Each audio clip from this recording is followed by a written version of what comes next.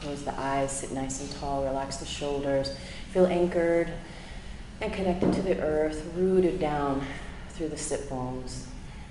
And feel a sense of power, personal power, just a very gentle, integral, authentic grounding and rooting from your conscious awareness, connecting with the mat, with your block, the floor, wherever your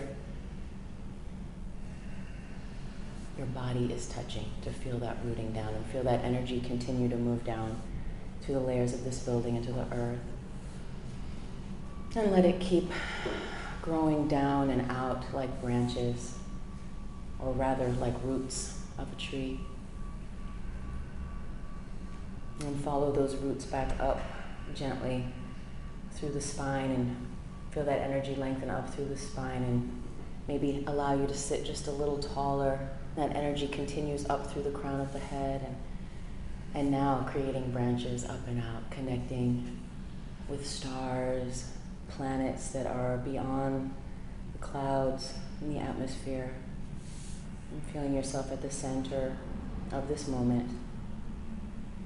And we're going to take 3 deep breaths together. You're going to use that to inhale, and then we're going to hold the breath at the very top for a moment or two, and then we're going to through the mouth, and you're going to pull your lower tummy in, Uddiyana Bandha, to really squeeze everything out of the lungs.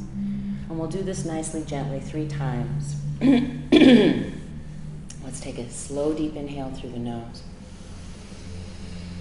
Fill up to the top, and then hold the breath there a moment. Through the mouth.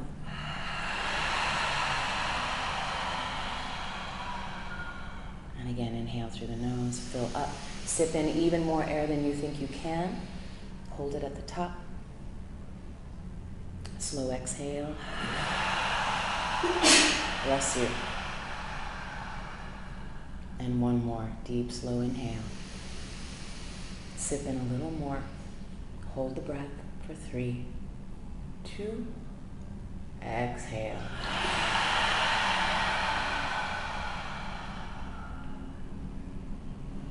We'll take the hands to a gentle prayer position. Clarify your intention, your blessing, your prayer, your affirmation for yourself in your practice today. Place it like a little seed in your heart.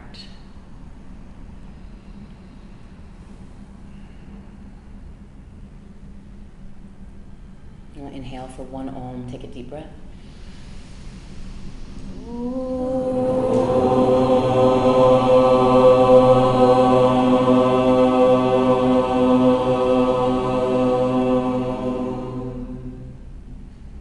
So beautiful. We'll slowly open the eyes and release the hands. Has anyone ever heard of the word prana? Yeah? Okay, great. You want to come up here and... No. I'm just kidding. Just checking. Okay. So it's a Sanskrit word that translates to life force. And it's very prevalent in our yoga practice as that it is an invisible force that's in the air, but it's not the air. And we'll get to that shortly.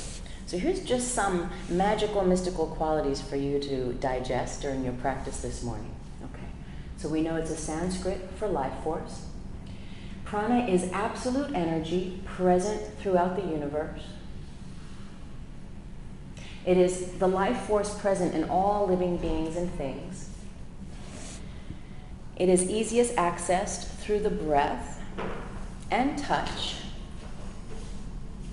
It is in the air, but it is not the air. It is omniscient. What I love about prana is that you can interchange, at least I'm going to anyway, you can interchange prana for love. And I'm all about love. Who hears about love? Like, yeah, we got love in the house. Nice. It's a big deal, choosing love over fear. It's a big one, it's a muscle, right? What I love about prana is that you could be all up in the love and be like, wait a minute, prana and love, I think they are cousins, brothers and sisters, or twins. So let's imagine, so besides that love is not necessarily Sanskrit for life force, although I could look into that. Love is absolute energy present throughout the universe. Do we agree? Yes. Yes. All right. Love is a life force present in all living beings and things. Now, I know this one could be debatable. If you're pissed off, if you're depressed, if you're angry, if you're dealing with some issues, you're like, I don't know love, I don't know love, where's the love? Fine. Depending on the lenses of perception that we are perceiving our world, our situations in at any given moment, we could be like, where is the love? I don't got no love, I don't feel no love. Yet, it doesn't mean that it doesn't exist. If we're just in a moment, in a phase where we're not perceiving it or choosing to align with it. Does that make sense? Yeah? Okay. Love is easiest accessed through the breath and touch. So this is an interesting one. Any deep meditators here? Nami. Sometimes. Okay. So there's maybe one or two deep meditators here. Okay. So then it could be debatable whether love can actually be a quality that one can breathe. But if you get into your meditation practice deep enough over time, or you meet people who are like long-term meditators, they'll be like, dude, absolutely, you can breathe the vibration and the frequency of love in and out. I do it all the time. Do you ever? Yeah, it's like, so it's there. If you're like, oh, I want a hit of that, okay? You can. It's like you leave here when you have a good class, and I intend that we generally always have a good class together, that you get a yoga high. It's a natural chemical equation that occurs by us getting out of our mind and tapping into the breath. So in that way, love, right, can be accessed through touch as well. So we've had experiences of, just like prana, where it's a loved one, it's a romantic cousin or something, where you feel love, or maybe it's just a pet, right? Where you're like so gooey, mushy, like so in love. This pet brings you so much joy.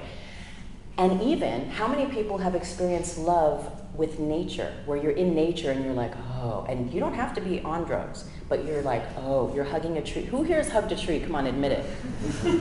Yes, I love it. Mario? Yeah. Big tree. It's a big tree. Lots of love. I love it. So, but you can, if you just let go of resistances, there is a transference of energy that you can tap into. So in that way, prana and love, in my perception and what I share with you today, can be accessed through the breath and through touch. And love is in air, but is not air. Love is omniscient. It abides. It just is. Love is. And what I love about love, in this next one, is that love cannot be created nor destroyed, right?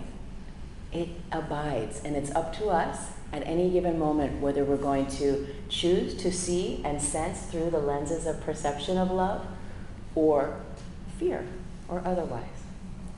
So I invite you today to breathe love in and breathe love out.